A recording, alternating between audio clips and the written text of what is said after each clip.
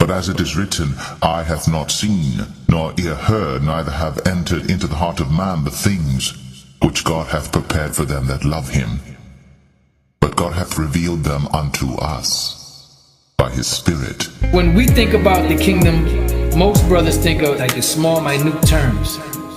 No, but the vastness of the kingdom, the greatness of the kingdom, dealing with the knowledge, wisdom, understanding, and the information alone that we're going to receive when we get to the kingdom. That's on a whole nother level. All right, Shalom. First and foremost, I would like to give all praise, honor, and glory unto Yahweh, Bahashem, Yahweh Shai, Bahashem, Rakakwadash. Double honors unto the apostles and the elders of GMS who rule well, teach well, being great examples to his younger brothers, and peace and blessings and salutations to the hopeful elect out there pushing his word in truth and in sincerity across the four winds. In the name of Yahweh Bashem Al Shai, pushing to get up out of here. Shalom to the hopeful elect, the believers, the listeners who have came back to the obedience of the scriptures through faith in Yahweh Bashem Al Shai. And what I want to get into today, just dealing with, it's all about, the growth of the body of Yahweh Shai.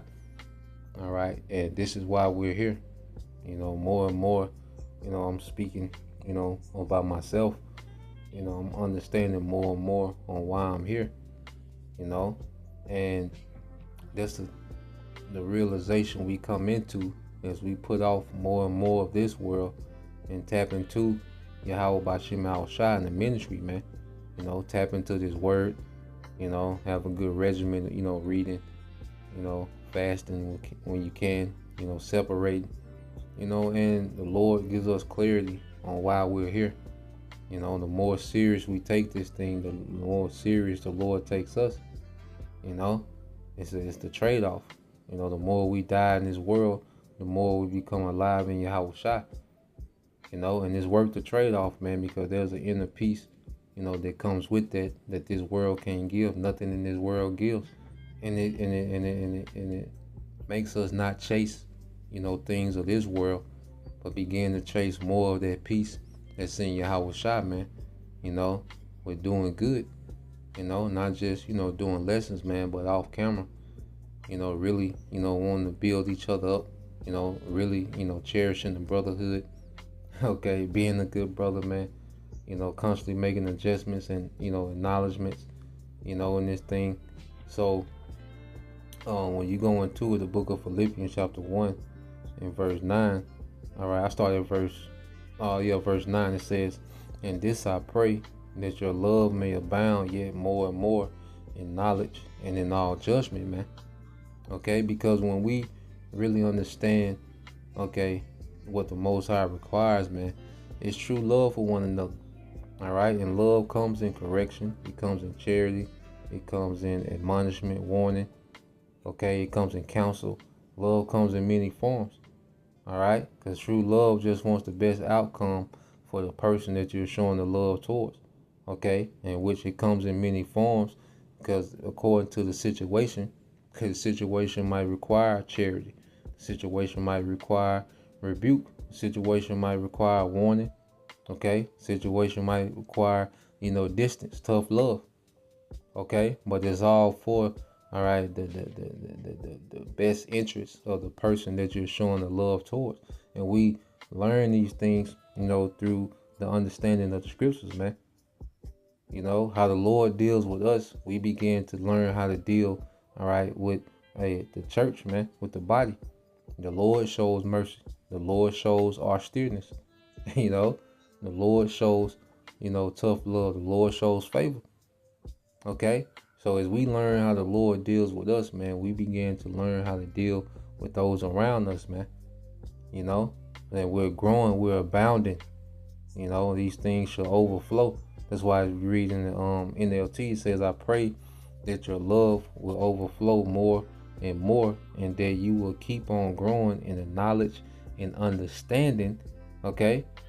And it's not only understanding of what, how to break down a chapter, but understanding how to live, how to be, how to move, how to think real time, how to judge, how to have discernment real time. Because you can listen to guys, break down, chapters and go into this breakdown, that breakdown, all right, with their character is flawed and it's off, they're not growing in Yahushua. You know, they can go through, you know, they can mimic, because you can easily mimic a breakdown. Okay, you can watch a breakdown, take notes, and, you know, re-record it, you know, seem like that guy. But who's really growing in Yahushua, man? Who's really growing in true love, man? Okay, you see, that's the thing. All right, and when you read this, verse 10, it said that ye may approve things that are excellent, that ye may be sincere and without offense to the day of Yahushua, man. Okay, so you read this in the NLT, said, for I want you to understand what really matters, man.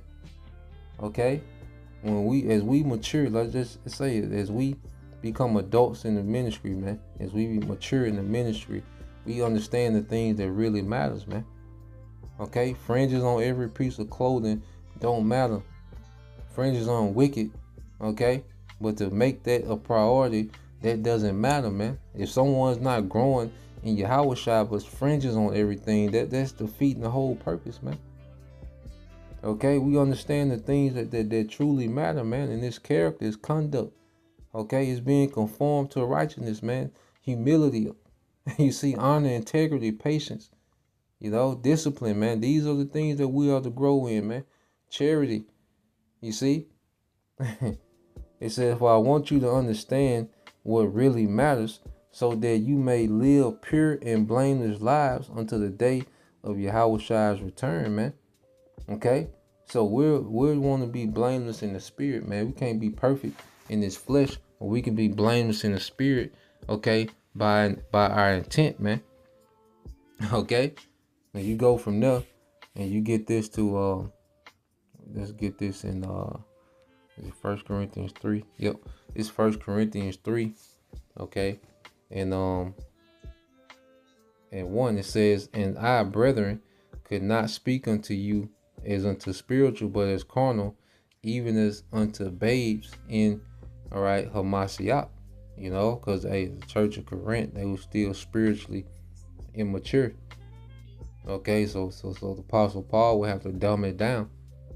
Okay, it says, I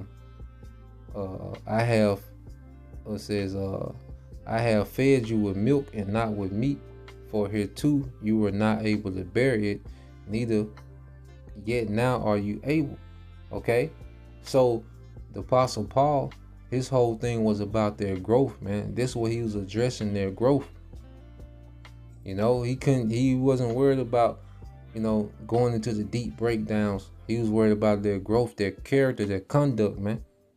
You know, so he still dealt with them as milk because it was about their development, man. It wasn't about him looking deep. You know, he can go into all, you know, hey, the Apostle Paul, the Lord had a heavy spirit on him to go into revelations and breakdowns, man. You know, explaining the old priesthood and how, you know, it's transferred to Yahushua. Melchizedek, Hebrews is a heavy book, man. You know, even Apostle Peter said, look, some of Paul's writings, you know, they weighty. they could be hard to understand. If you ain't in the spirit, you're gonna wrestle with them, and we've seen that real time. Okay, with Apostle Paul, it wasn't about him being the deepest. Okay, it was about the development of the church, man. And that's what this thing is about. Even when you go to 2 Corinthians 3, okay, and 2 Corinthians 3 and 1, it says, do we begin again to commend ourselves, or need we, as some others, epistles of commendation to you, or letters of commendation from you? Okay, because you had, you know, men that would try to come in and, you know, get letters of commendation. You know, they wanted praise. You know, a lot of Jake, you know, taught, you know, would teach, you know, for praise. Okay, they need to be praised, and you see. No, but no, man, the Apostle Paul, when you read it, it says, I'm reading this in NLT, it says, the only letter of recommendation we need is you yourselves. Your lives are a written, all right, your lives are a letter written in our hearts. Everyone can read it and recognize our good work among you. Clearly, you are a letter from Hamashiach, showing the result of our ministry among you.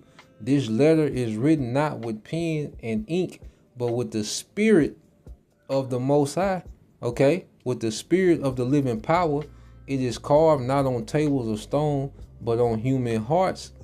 Okay, so the results, people's growth. Okay, that's the letter of recommendation, man. You see, that's the token that we're on the right path, is the church growing. Okay, men becoming leaders, man. The few sisters, that believe, man, becoming, sincere, humble. Okay, that's the letter. That's the payoff in the spirit, man. We don't need, to be praised and sit on thrones at the Passover and, these grand introductions and, nah, man. The body is growing. That's the payoff, man. Okay, that's what we're here for, man. To see the believers grow. You see, to really get it, to really understand what we're a part of, man. That's the payoff. And Hawashai got the other rewards, man. Hey, we'll get it when we get it. Abarazazah, we finish, man. Okay, but the growth is the payoff. Okay, that's what we look forward to, man. To seeing the body grow. Okay, being able to have discernment, the body being able to recognize, oh, this, this off, that's off. Okay. The body being able, to recognize, when E is up to something, man. When, calling these things out, man. Okay. Being more productive, in their day-to-day in the spirit, man. Okay. Separating from things, man. That old man constantly dying, that new man shining forth, man. That's the payoff. That's why we're here, man. Okay. Anything else is unnecessary. Okay. So,